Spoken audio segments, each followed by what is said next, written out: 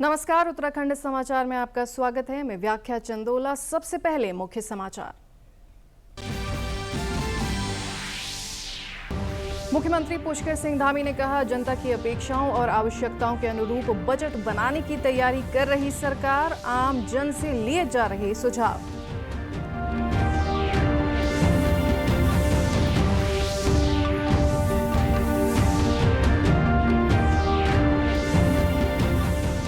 नैनीताल की कैंची बाईपास परियोजना का सांसद अजय भट्ट ने किया निरीक्षण। अधिकारियों को गुणवत्ता और समयबद्धता सुनिश्चित करने के निर्देश दिए। सांसद ने किए कैंची धाम के दर्शन।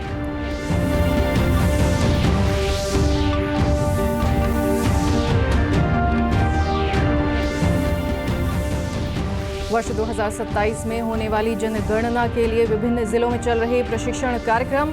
गोपेश्वर और पिथौरागढ़ में जिला स्तरीय अधिकारियों को दी गई ट्रेनिंग। डिजिटल माध्यम से होनी है जनगणना।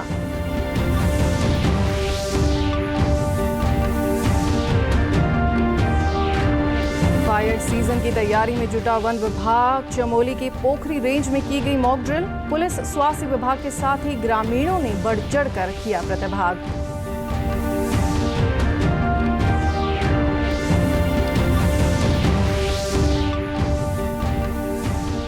और देहरादून में 21 फरवरी से लगेगा दिव्य कला मेला। दिव्यांग उद्यमियों, कारीगरों के उत्पादों को सशक्त मंच उपलब्ध कराया जाएगा। वोकल फॉर लोकल अभियान को देगा मजबूती।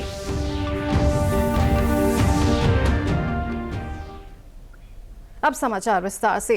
प्रदेश के मुख्यमंत्री पुष्कर सिंह धामी ने आज जनपद पौड़ी गढ़वाल के रांसी स्टेडियम में बजट पूर्व संवाद कार्यक्रम में प्रतिभाग किया। इस अवसर पर मुख्यमंत्री ने कहा कि राज्य सरकार ऐसा बजट तैयार कर रही है जो उत्तराखंड की जनता की अपेक्षाओं और आवश्यकताओं के अनुरूप हो। मुख्यमंत्री ने कहा कि आम जन से सीधे संवाद कर उनके सुझाव लिए जा रहे हैं ताकि बजट अधिक से अधिक जनहितकारी बन सके। उन्होंने बताया कि व्हाट्सएप, ईमेल सहित अन्य माध्यमों से भी लोगों के सुझाव आमंत्रित किए जा रहे हैं और प्राप्त सुझावों को बजट में संकलित किया जाएगा। इस अवसर पर मुख्यमंत्री ने कहा कि सरकार हर जिले के लिए अलग अलग विकास योजनाओं और आवश्यकताओं को ध्यान में रखते हुए बजट पास कर रही है। ये कदम उत्तराखंड को मजबूत बनाने और प्रत्येक जिले को सशक्त करने की दिशा में एक नई पहल है जो राज्य को नई ऊर्जा प्रदान करेगा। संवाद किया गया है, बजट पूर्व संवाद है और इससे क्या है कि बजट को केवल कागजों तक सीमित न रख के बंद कमरों में बनाने की जो प्रक्रिया चलती थी उसको थोड़ा बदलने का प्रयास है कि बाहर आकर सभी के सुझाव लेकर और सभी हितधारकों से बात करके उसके अनुरूप बजट बनाया जाए कि एक तरह से मैं कहूँ कि सर्वस्पर्शी, सर्वग्राही और सभी वर्गों के उत्थान के लिए बजट बने। हमारे आदरणीय प्रधानमंत्री जी ने इस प्रकार का काम जब वो 2014 में देश के प्रधानमंत्री बने थे तो ऐसे संवादों को शुरू किया था। उसी से प्रेरणा लेते हुए उत्तराखंड के अंदर भी हम इस प्रकार के संवाद कर रहे हैं। पौड़ी विधानसभा क्षेत्र के विधायक राजकुमार पोरी ने कहा कि बजट सत्र से पूर्व सरकार ड्राफ्ट तैयार करने की प्रक्रिया में जुटी हुई है ताकि प्रदेश की विकास आवश्यकताओं के अनुरूप एक प्रभावी और समावेशी बजट प्रस्तुत किया जा सके। ये शुरुआत हुई है कि सभी जनपदों में बजट से पूर्व संवाद कार्यक्रम किया गया है और मैं आभार व्यक्त करता हूँ अपने आदरणीय मुख्यमंत्री जी का, इन्होंने इस सोच को रखा है ताकि जो आने वाला हमारा मार्च में जो बजट बनेगा उसमें किसी तरह की दिक्कत ना आए, कमी न रह जाए। इससे पूर्व जो है संवाद किया जाता है तो सभी लोगों के इसमें सुझाव लिए गए, चाहे वो उद्यमी हैं, चाहे वो कृषक हैं, चाहे युवा हैं, चाहे हमारे लघु उद्यमी हैं, चाहे हमारे कृषक हैं, चाहे महिला सशक्त महिलाएं हैं, समूह हैं, जो भी रोजगार उत्पन्न कर रहे हैं, सृजन कर रहे हैं, सभी से सुझाव लिए गए। इस दौरान बागवान सविता ने कहा कि इस प्रकार का कार्यक्रम अच्छा है। यदि बजट में किसानों की मांगों के अनुरूप मसौदा तैयार किया जाए तो किसानों को अच्छा लाभ मिल सकता है और लोगों का रुझान कृषि और बागवानी की ओर बढ़ेगा। तो किसानों से उद्यान विभाग और कृषि विभाग के बारे में, बजट के बारे में बात कर रहे हैं तो मुझे लगता है वो बेसिक इन्फॉर्मेशन दे सकते हैं जो ज़रूरत है और ये तो बहुत अच्छा कार्यक्रम था। मुख्यमंत्री पुष्कर सिंह धामी आज केदारनाथ विधानसभा क्षेत्र के बीरों देवल गांव में चल रहे चंडिका देवी बनियाद के धार्मिक अनुष्ठान में शामिल हुए। उन्होंने कहा कि इस पवित्र अनुष्ठान में शामिल होना उनका सौभाग्य है। इस अवसर पर मुख्यमंत्री ने पुरातत्व विभाग से चंडिका मंदिर क्षेत्र का जीर्णोद्धार करवाने की घोषणा की।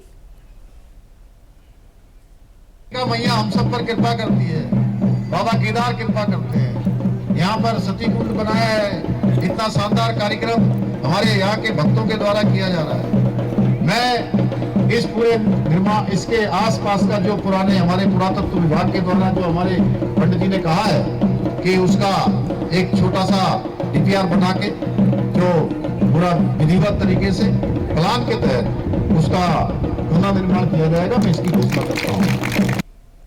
वहीं क्षेत्रीय विधायक आशा नौटियाल ने मुख्यमंत्री का आभार जताते हुए कहा कि उन्होंने क्षेत्र के लिए कई सौगातें दी हैं जो यहां के विकास में मील का पत्थर साबित होंगी। जो वहाँ पर पौराणिक आस्था का केंद्र जितने भी मंदिर उस प्रांगण में हैं, उन मंदिरों का पुरातत्व विभाग के माध्यम से, पर्यटन और संस्कृति विभाग के माध्यम से उनका सौंदर्यकरण और पुनर्निर्माण की बात यहाँ पर कही गई है। उसका उन्होंने घोषणा की। मैं माननीय मुख्यमंत्री जी का धन्यवाद करती हूँ। इसके अलावा राजकीय इंटर कॉलेज क्यूंजा और राजकीय इंटर कॉलेज फाटा के भवन निर्माण की और जो नवनिर्मित तहसील का भवन के बसुकेदार में बनना है, उसके लिए उन्होंने घोषणा की है। पिछले 3 महीनों से मां भगवती 52 गांव की दिवारा यात्रा पर थी। 14 फरवरी को देवी चंडिका अपने मंदिर में पहुंची, जिसके बाद यहां महायज्ञ हवन अनुष्ठान किया जा रहा है। ये धार्मिक अनुष्ठान 24 फरवरी को पूर्ण आहुति के साथ संपन्न हो जाएगा। ये हमारा महायज्ञ चल रहा है। ये सप्त गांव मीरों देवल, नैनी, पोंडा और संगूर, क्यार, कबरसुड़ी सप्त गांवों का है और ये 19 साल बाद अभी यहाँ पे हुआ है। इसमें हमारा मुख्य रूप से माँ सती भगवती और दक्ष प्रजापति का जो कथा है उस पर आधारित ये नृत्य है और ये हमारा 6 मास का ये महाबन्यास चलता है और आज हमारा 3 दिन रहेंगे महायज्ञ के लिए। हमारी परसों जल यात्रा होगी और उसके बाद 24 तारीख को महायज्ञ संपन्न होता है और इस नृत्य में हमारी इंद्रमती का और माँ चंडिका का दोनों की डोलियों का भव्य आयोजन होता है। सांसद अजय भट्ट ने नैनीताल जिले की बहुप्रतीक्षित कैंची बाईपास परियोजना का स्थलीय निरीक्षण कर निर्माण कार्यों की प्रगति का जायजा लिया। उन्होंने संबंधित विभागीय अधिकारियों को गुणवत्ता और समयबद्धता सुनिश्चित करने के निर्देश दिए। इस दौरान उन्होंने कैंची धाम के दर्शन भी किए। सांसद अजय भट्ट ने निर्माणाधीन 550 वाहनों की बहुमंजिला पार्किंग स्थल का निरीक्षण कर अधिकारियों से जानकारी लेकर आवश्यक दिशा निर्देश जारी किए। उन्होंने कहा कि कैंची बाईपास बनने से पहाड़ की ओर जाने वाले यात्रियों और कैंची धाम आने वाले श्रद्धालुओं को जाम की समस्या से राहत मिलेगी। बहुत जाम होता है और काफ़ी लोगों को परेशानियां दूर करानी है। उसके लिए एक बाईपास ऊपर से निकाला जा रहा है जो कुछ दिनों में कंप्लीट होगा, लेकिन उससे पहले यहाँ पर जो अनियंत्रित और अच्छी तरह से जो गाड़ियाँ नहीं लगती थी, जिससे गाड़ियों के पास होने में दिक्कत होगी, उसके लिए मानस खंड में को जो 40 करोड़ रुपए दिया है, उसका आज आप देख रहे हैं ये कम से कम 2000 गाड़ी पर डे इस पार्किंग में निकलेंगी। काफ़ी राहत हमको मिलेगी और आगे इसी पर एक पुल भी बनाया जा रहा है इस 40। वर्ष 2027 में होने वाली जनगणना डिजिटल माध्यम से होगी। इसके लिए विभिन्न जिलों में प्रशिक्षण कार्यक्रम आयोजित किए जा रहे हैं। इसके तहत चमोली जिले के गोपेश्वर में 3 दिवसीय प्रशिक्षण कार्यशाला का आयोजन किया जा रहा है। जनगणना निदेशालय देहरादून के तत्वावधान में हो रही प्रशिक्षण कार्यशाला में जिला स्तरीय अधिकारी, चार्ज सहायक और अन्य कार्मिक प्रशिक्षण ले रहे हैं। वर्ष 2011 के बाद आगामी जनगणना 2027 में की जाएगी। पहले चरण में मकान सूचीकरण और मकानों की गणना की जाएगी, जो 25 अप्रैल से 24 मई 2026 तक होगी। दूसरे चरण में जनसंख्या की गणना 2027 में होगी, जो 9 फरवरी से 28 फरवरी 2027 तक संचालित होगी। जिलाधिकारी गौरव कुमार ने बताया कि एक महत्वपूर्ण कार्य है और संबंधित प्रशिक्षुओं को जनगणना 2027 के कार्यों को पूरी जिम्मेदारी के साथ संपादित करने के निर्देश दिए गए हैं। जनगणना 2027 के लिए आज से चार्ज ऑफिसर और जिला स्तरीय सेंसस ऑफिसर के लिए प्रशिक्षण आज किया जा रहा है। इसके लिए सेंसस डायरेक्टरेट से अधिकारीगण उपस्थित हैं और चार्ज ऑफिसर्स को उनके कर्तव्यों, उनके अधिकारों और उस प्रक्रिया को किस प्रकार शांतिपूर्वक और अच्छे तरीके से पूर्ण किया जाना है, इसके बारे में ट्रेनिंग की जा रही है। कार्यशाला में निदेशालय से आए मास्टर ट्रेनरों द्वारा अधिकारियों को प्रशिक्षण दिया जा रहा है। उन्होंने कहा कि पहली बार जनगणना प्रक्रिया 100% डिजिटल माध्यम से की जाएगी, जो मोबाइल एप्लीकेशन आधारित होगा। इस बार की जो जनगणना है, यानी जनगणना 2027 जो है वो कम्प्लीटली डिजिटल जनगणना है। तो जब जनगणना डिजिटल है तो इसलिए मतलब हमारे जितने भी फंक्शनरीज होंगे, सेंसस फंक्शनरीज, जो कि चार्ज ऑफिसर्स लेके एनिमेटर सुपरवाइजर, सब लोग को डिजिटली हमें परफॉर्म करनी पड़ेगी अपनी अपनी ड्यूटीज़। तो इस बार हम लोग अभी चार्ज लेवल की ट्रेनिंग पे यहाँ पे आ रखे हैं, जो कि 3 दिवसीय है। 3 दिवसीय में हमने उनको अलग अलग चीज़ों में फोकस किया है। जैसे फर्स्ट डे हम लोगों ने उनको बेसिक कॉन्सेप्ट बताया कि क्या क्या होता है सेंसस में, क्या जैसे 2 चरणों में सेंसस होगी और उसके अंदर उनके क्या क्या योग, उनका रोल क्या रहेगा उसमें। तो जैसे आज द्वितीय दिवस है उसका, तो आज हम उनके प्रैक्टिस करवा रहे हैं। पे जनगणना की ट्रेनिंग लेने आई हूँ। हम यहाँ पे चार्ज अधिकारी हैं और निदेशालय से यहाँ पे ट्रेनर के माध्यम से हमको ट्रेनिंग दी जा रही है। तो इसको सफल बनाने के लिए हम लोग ध्यानपूर्वक इसमें ट्रेनिंग ले रहे हैं। आगे भी इसमें काम अच्छा हो हमारे द्वारा। वहीं पिथौरागढ़ में भी आगामी जनगणना की तैयारियों को लेकर जिला स्तरीय 3 दिवसीय प्रशिक्षण कार्यक्रम जारी है। प्रशिक्षण में संबंधित अधिकारियों और कर्मचारियों को जनगणना कार्य की प्रक्रिया, डेटा संकलन, डिजिटल प्रविष्टि और सत्यापन संबंधी विस्तृत जानकारी दी जा रही है। जिलाधिकारी आशीष भटगाई ने कहा कि जनगणना एक महत्वपूर्ण राष्ट्रीय दायित्व है, जिसे अधिक जिम्मेदारी के साथ किया जाना आवश्यक है। उन्होंने कहा कि जनगणना के आधार पर ही विकास योजनाएं तैयार की जाती हैं। प्रशिक्षण के दौरान प्रतिभागियों को फील्ड में आने वाली संभावित चुनौतियों से निपटने के तरीके भी समझाए जा रहे हैं। क्योंकि जनगणना का कार्य होना है, पर 2 चरणों में होना है। जो अंतिम चरण जो होगा वो फरवरी में होगा अगले साल 2027 में। तो इसी के लिए तैयारियां की जा रही हैं। और क्योंकि जनगणना एक बहुत महत्वपूर्ण कार्य होता है, समयबद्ध कार्य होता है, इसमें बहुत सीरियसनेस के साथ कार्य किए जाने की आवश्यकता होती है। तो उसी के क्रम में ये प्रशिक्षण जो है आयोजित किया। फायर सीजन को देखते हुए सभी जिलों में वनाग्नि रोकथाम के लिए मॉक ड्रिल का आयोजन किया जा रहा है। इसी क्रम में चमोली जिले के पोखरी रेंज में वन विभाग द्वारा फायर मॉक ड्रिल की गई। अभ्यास के तहत पाब गांव के जंगल में आग लगने की सूचना दी गई। सूचना मिलते ही वन विभाग, पुलिस और स्वास्थ्य विभाग की टीम मौके पर पहुंची और त्वरित कार्रवाई करते हुए आग पर काबू पाने का प्रदर्शन किया। वन पंचायतों में, गांवों में वन अग्नि सुरक्षा के लिए गोष्ठियां करते हैं। और आज के मॉक ड्रिल में भी चमसिल और विशाल के जो है सरपंच और ग्रामीण इस मॉक ड्रिल में सम्मिलित हैं और सभी लोग हमको सहयोग करते हैं। और इससे पहले कि हम लगातार जनसंपर्क करते हैं, गोष्ठियां करते हैं और ऐसी घटनाएं घटने पर ग्रामीण भी हमारा पूरा सहयोग करते हैं। वनाग्नि की रोकथाम में ग्रामीणों की भूमिका भी अहम मानी जाती है। मॉक ड्रिल में चमशील और पाब गांव के ग्रामीण भी मौजूद रहे। उन्होंने मॉक ड्रिल को सराहनीय पहल बताया। हम चाहते हैं कि जब रियल में जब आग लगती है तो वन विभाग हमारा सपोर्ट करे और हमें जैसे गांव वालों को हर हर पंचायत में जैसे ये फायर इक्विपमेंट हैं सुरक्षा के लिए, जैसे ये हेलमेट वगैरह हैं और ये फर्स्ट एड बॉक्स हैं, या उनकी जो भी समस्याएं हैं थोड़ा सा, जिससे कि जब आग बुझाने जाते हैं, कभी रात होती है, कभी दिन में ही, कभी लेडीजें होती हैं, तो उस समय जो है जो अगर कोई किसी को चोट लगती है उससे निपटने के लिए, और जो ये फायर स्टेशन हमारी नजदीक हों जहाँ आग की ज्यादा संभावनाएं होती हैं। देहरादून में 21 फरवरी से 1 मार्च तक दिव्य कला मेले का आयोजन किया जाएगा। मेले का उद्देश्य देश भर के दिव्यांग उद्यमियों, कारीगरों और कलाकारों को अपनी प्रतिभा और उत्पादों के प्रदर्शन व विपणन का सशक्त मंच उपलब्ध कराना है। मेले में 16 राज्यों एवं केंद्र शासित प्रदेशों से लगभग 100 दिव्यांग प्रतिभागी हिस्सा लेंगे। यहाँ हस्तशिल्प, हथकरघा, वस्त्र, घरेलू सजावट सामग्री, स्टेशनरी, पर्यावरण अनुकूल उत्पाद, पैकेज्ड फूड, ऑर्गेनिक खाद्य सामग्री, आभूषण, बैग, खिलौने तथा दैनिक उपयोग की वस्तुएं प्रदर्शित और विक्रय के लिए उपलब्ध रहेंगी।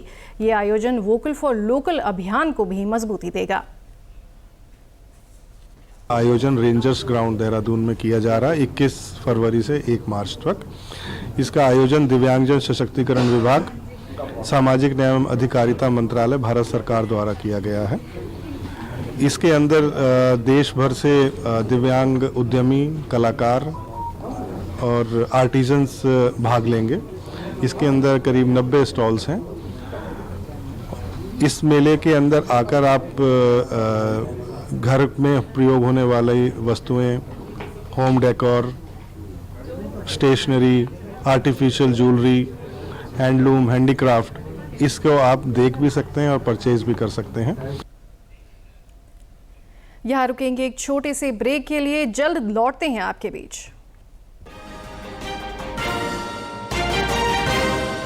Hey girls! Hi! Congratulations! आज तो पार्टी चाहिए। पहले चैंपियन के साथ सेल्फी लेंगे। आइडिया, यही करते हैं पार्टी।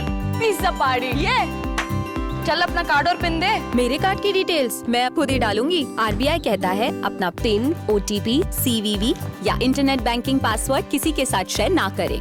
ऑनलाइन बैंकिंग सिर्फ अपने कंप्यूटर, मोबाइल और सिक्योर नेटवर्क से करें। बाय गर्ल्स, कहाँ जा रही है? सुना नहीं? No sharing. आरबीआई कहता है जानकार बनिए, सतर्क रहिए।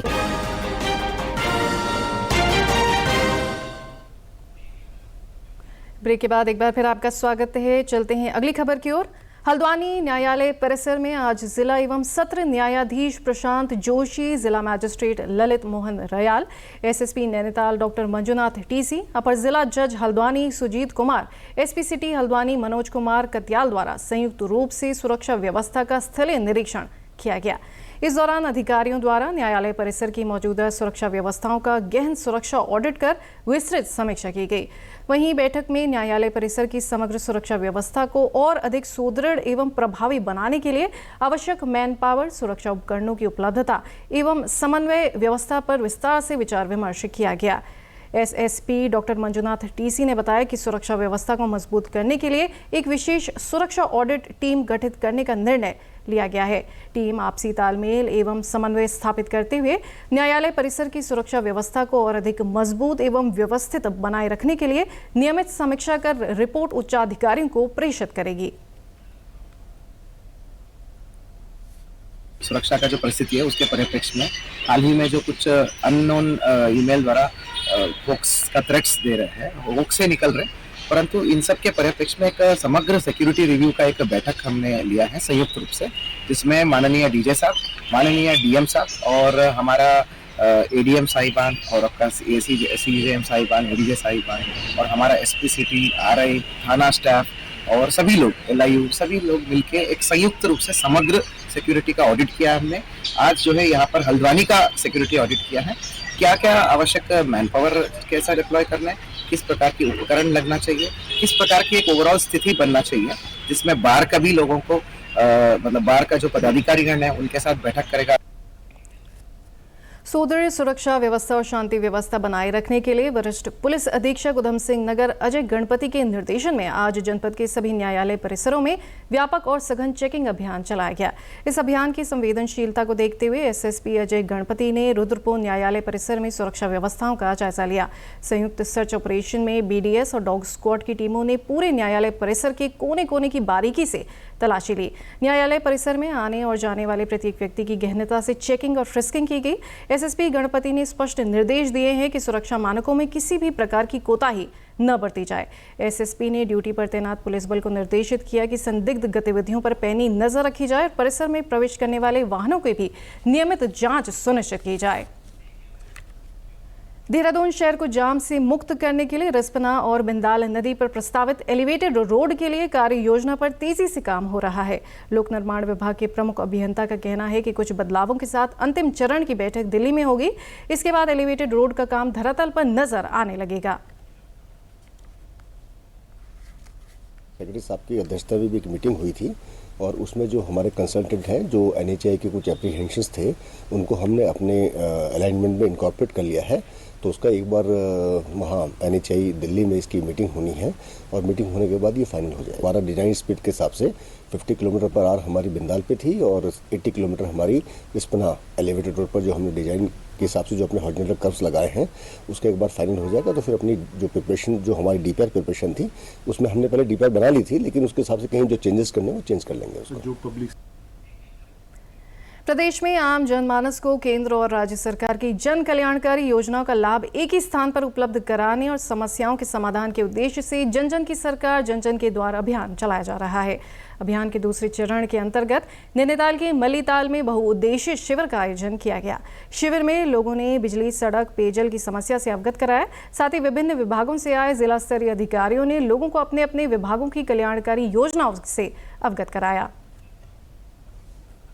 जो आज के समय में शहरी क्षेत्रों में भी इस तरह के कार्यक्रम ऑर्गेनाइज किए जा रहे हैं, उसी के क्रम में आज CRST इंटर कॉलेज नैनीताल में सरकार जन जन के द्वार कार्यक्रम का आयोजन किया गया है, जिसमें माननीय विधायक जी भी अध्यक्षता कर रही हैं।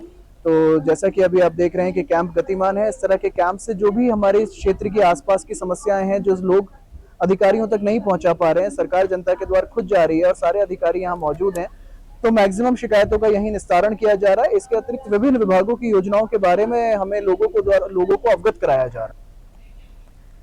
अल्मोड़ा में आम नागरिकों के लिए 2 दिवसीय निशुल्क स्वास्थ्य शिविर लगाया गया है। शिविर में विशेषज्ञ चिकित्सक अस्थि रोग, आंख, उदर रोग, हृदय रोग, रक्तचाप, त्वचा और मधुमेह जैसी बीमारियों का निशुल्क चेकअप कर परामर्श दे रहे हैं। साथ ही दवाएं भी वितरित की जा रही हैं। स्वास्थ्य शिविर के आयोजक ने कहा कि बहुत से लोग अपनी बीमारी का उपचार नहीं करा पाते हैं। इसको ध्यान में रखते हुए स्वास्थ्य शिविर लगाया गया है। जो लोग जिनको जो 2 लोग मेडिकल इतनी सुविधाएं इतनी महंगी हो चुकी हैं, जो लोग इसको सहन नहीं कर पाते हैं या वहन नहीं कर पाते हैं, उनके लिए हमने आज फ्री ऑफ कॉस्ट दवाइयों का भी यहाँ पर को वितरण करवाया है। और जो हमारे चाहे उसमें ऑर्थो है, फिजिशियन है और आई स्पेशलिस्ट है, और भी बीमारियों का यहाँ मुफ्त जांच की जा रही है। हमने यहाँ पर ऑर्थो के पेशेंट और जनरल मेडिसिन पेशेंट और गैस्ट्रो पेशेंट हमने यहाँ पर देखे हैं। सभी यहाँ पर जो भी अपनी समस्या लेकर आए हैं, किसी को घुटनों में दर्द, किसी के बैक पेन और हमने अर्थराइटिस वाले पेशेंट हमने यहाँ पर देखे और सभी को हमने मेडिसिन प्रोवाइड कराई है। निशुल्क चेकअप और परामर्श का लाभ कई लोगों ने उठाया। उन्होंने कहा कि इस शिविर से उन्हें फायदा हुआ है। मैंने यहाँ सेंट्रल हॉस्पिटल हल्द्वानी की तरफ से कैंप लगा, डॉक्टर को मैंने दिखाया, अच्छा लगा और यहाँ सब डॉक्टरों ने कोऑपरेट भी किया। मैं धन्यवाद बोलता हूँ सर। मेरा नाम श्रीति कुमारी है और आज यहाँ पे हमारा मुफ्त स्वास्थ्य शिविर लगा है। इसमें मैंने अपना आई टेस्ट करवाया और बाकी टेस्ट भी करवाए हैं और जिससे हमें निःशुल्क दवाइयाँ भी मिल रही हैं। डॉक्टर से बहुत कोऑपरेटिव हैं और जिन्हें ऑर्गेनाइज करवाया है वो भी हमारे बहुत सपोर्ट कर रहे हैं और यहाँ की फैसिलिटीज देखते हुए हमें काफ़ी अच्छा लगा है। मुख्य सचिव आनंद वर्धन ने नशा मुक्ति अभियान को सफल करने के लिए समाज, शिक्षण संस्थानों, अभिभावकों और सिविल सोसाइटी की सक्रिय भागीदारी को आवश्यक बताया है। सचिवालय में शैक्षणिक और तकनीकी संस्थानों, सिविल सोसाइटी, गैर सरकारी संगठनों, कॉलेजों और युवा केंद्रित प्रशिक्षण प्रदाता संस्थानों के साथ नशा मुक्त उत्तराखंड, नशा मुक्त भारत अभियान के प्रभावी क्रियान्वयन के लिए आयोजित कार्यशाला में मुख्य सचिव ने कहा कि सामूहिक और व्यक्तिगत जिम्मेदारी निभाते हुए ही इस सामाजिक बुराई का उन्मूलन संभव है, ताकि युवाओं को सुरक्षित रखते हुए विकसित भारत के निर्माण में उनकी सक्रिय भूमिका सुनिश्चित की जा सके। उन्होंने संस्थानों से एक सुदृढ़ एक्शन प्लान बनाने के लिए सुझाव मांगे। मुख्य सचिव ने कहा कि अगर किसी प्रकार की ड्रग से संबंधित जानकारी हो तो उसे टोल फ्री नंबर 1933 पर अवगत कराया जा सकता है। रुद्रपुर में चल रहे कार्निवल एवं सरस आजीविका मेले के 7वें दिन नृत्य प्रतियोगिता का आयोजन किया गया, जिसमें विभिन्न स्कूलों के 200 से अधिक बच्चों ने प्रतिभाग किया। बच्चों ने उत्तराखंड के साथ ही अन्य राज्यों के लोक नृत्य का शानदार प्रदर्शन कर अनेकता में एकता का संदेश दिया। कार्यक्रम के नोडल अधिकारी गिरीश चंद्र शर्मा ने कहा कि बच्चों को सरस मेले के तहत एक मंच प्रदान किया गया, जहां उन्होंने अपनी प्रतिभा का प्रदर्शन किया। शानदार नृत्य का यहाँ पर बच्चों ने प्रतिभाग किया। इसमें मुख्यतः उत्तराखंड की जो संस्कृति है उसकी साफ झलक हमें दिखाई दी। अधिकांश कार्यक्रमों में उत्तराखंड के जो लोक नृत्य हैं, उत्तराखंड की जो हमारी विधाएं हैं, उनके बहुत अच्छा बच्चों ने यहाँ पर प्रदर्शन किया। इसके साथ साथ पंजाबी, राजस्थानी और आसामी नृत्यों का भी यहाँ पर छात्रों के द्वारा बहुत अच्छा प्रदर्शन किया गया। और निश्चित है कि आज का ये जो कार्यक्रम हुआ, इससे हमारे जो स्कूलों में पढ़ने वाले छात्र हैं उनको एक बहुत ही अच्छा मंच यहाँ पर मिला हुआ है और इस मंच के माध्यम से वे अपनी प्रतिभा का यहाँ पर प्रदर्शन बहुत शानदार तरीके से कर रहे हैं। इस तरह के आयोजनों से जब बच्चे आगे आते हैं तो उनमें आत्मबल और उनका एक जो मोरल बूस्टिंग होती है। नृत्य प्रतियोगिता के प्रतिभागियों में भी गजब का उत्साह देखने को मिला। उन्होंने कहा कि इस तरह के आयोजनों से उनका आत्मविश्वास मजबूत हुआ है। आज हम लोग यहाँ पर सरस मेले में आयोजित नृत्य प्रतियोगिता में हमने भाग लिया और यहाँ पर हमें काफी कुछ सीखने को मिला। अपने उत्तराखंड की संस्कृति के बारे में काफी कुछ जानने को मिला जो शायद हमें आज तक नहीं पता था, और हम यहाँ से कुछ ना कुछ सीख के ही जा रहे हैं और हमें यहाँ पर बहुत अच्छा लगा था। आज हमने यहाँ पे पहाड़ी नृत्य प्रस्तुत किया। जय सरकार ये जो कार्यक्रम कराती है उससे हम नए बच्चों को अपना हुनर दिखाने का मौका मिलता है। ऐसे प्रोग्रामों से हम बच्चे प्रेरित होते हैं और हमारी घबराहट दूर होती है और हम लोगों के सामने अपना हुनर दिखाने की क्षमता रखते हैं। चंपावत जिले के टनकपुर में आयोजित चंपावत सरस कॉर्बेट महोत्सव के तीसरे दिन खुशहाल किसान समृद्ध राष्ट्र की थीम पर कृषि, पशुपालन, मत्स्य व सहकारी विभागों की गोष्ठी, बर्ड वॉचिंग, पैराग्लाइडिंग और स्कूली बच्चों की विभिन्न प्रतियोगिताएं आयोजित की गई। जिला क्रीड़ा अधिकारी चंदन सिंह बिष्ट ने बताया कि सरस कॉर्बेट महोत्सव के तहत जिले में विभिन्न खेल गतिविधियां कराई जा रही हैं। उन्होंने बताया कि जिले के गोरल चौड़ मैदान में राज्य स्तरीय ऑफिशियल यूथ वॉलीबॉल प्रतियोगिता का आयोजन किया गया है, जिसमें प्रदेश के 13 जिलों की टीमें प्रतिभाग कर रही हैं। ये प्रतियोगिता लीग आधार पर आयोजित की जा रही है। सरस कॉर्बेट महोत्सव 2026 के दौरान विभिन्न स्थानों पर अलग अलग खेल गतिविधियां भी कराई जा रही हैं, जिसमें कि मुख्यालय गोरल चौड़ फील्ड में ऑफिशियल यूथ वॉलीबॉल चैंपियनशिप का आयोजन जिला प्रशासन के सहयोग से खेल विभाग द्वारा और हमारी जो उत्तरांचल वॉलीबॉल एसोसिएशन है उसके समन्वय से किया जा रहा है। इसमें सभी 13 जनपदों की टीमें प्रतिभाग कर रही हैं और यहाँ पर जो अच्छा प्रदर्शन करेंगे जो बच्चे, उनका राष्ट्रीय स्तर के लिए चयन भी किया जाएगा। प्रदेश के समाचारों में बस इतना ही। चलते चलते मुख्य समाचार एक बार फिर। मुख्यमंत्री पुष्कर सिंह धामी ने कहा, जनता की अपेक्षाओं और आवश्यकताओं के अनुरूप बजट बनाने की तैयारी कर रही सरकार, आम जन से लिए जा रहे सुझाव।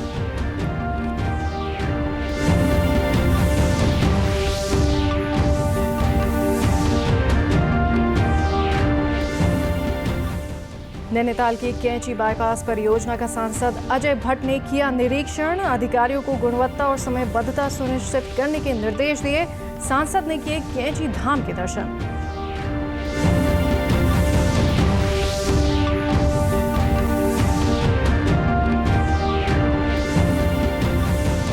वर्ष 2027 में होने वाली जनगणना के लिए विभिन्न जिलों में चल रहे प्रशिक्षण कार्यक्रम। गोपेश्वर और पिथौरागढ़ में जिला स्तरीय अधिकारियों को दी गई ट्रेनिंग। डिजिटल माध्यम से होनी है जनगणना।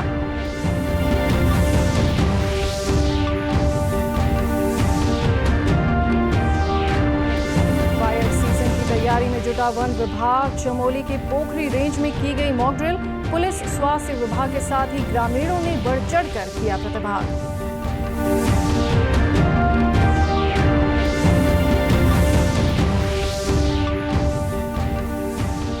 और देहरादून में 21 फरवरी से लगेगा दिव्य कला मेला। दिव्यांग उद्यमियों, कारीगरों के उत्पादों को सशक्त मंच उपलब्ध कराया जाएगा। वोकल फॉर लोकल अभियान को देगा मजबूती।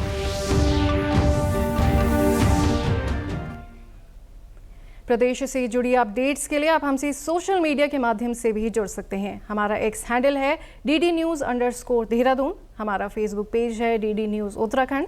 हमारे YouTube channel DD news Uttarakhand को आप सब्सक्राइब करें और हमारे Instagram page DD news Uttarakhand को भी फॉलो करें। नमस्कार।